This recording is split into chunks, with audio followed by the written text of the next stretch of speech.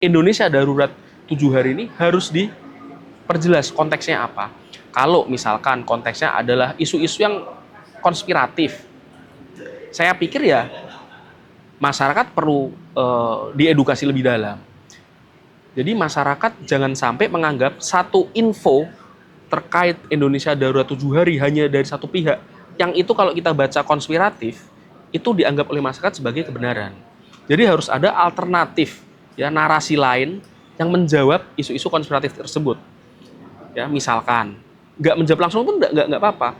Ada edukator-edukator yang menjelaskan tentang tas siaga bencana, mohon maaf, tas siaga bencana. Itu kan menjelaskan tas siaga bencana dalam konteks saat daerahnya atau Indonesia ini mengalami bencana besar.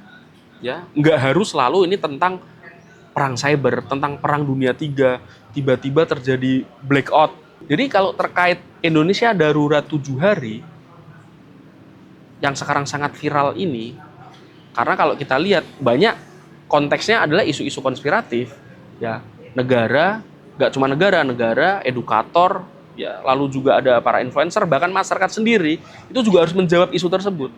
Bagi yang punya kemampuan untuk menjawab isu-isu yang sekarang viral, itu juga bisa ikut tampil ke media sosial. Kan nggak harus semuanya harus tampil di, mohon maaf, di media nasional. Karena masing-masing individu ini sekarang sudah punya akses tidak hanya untuk nonton, tapi juga untuk menciptakan konten, untuk menjawab narasi-narasi tersebut.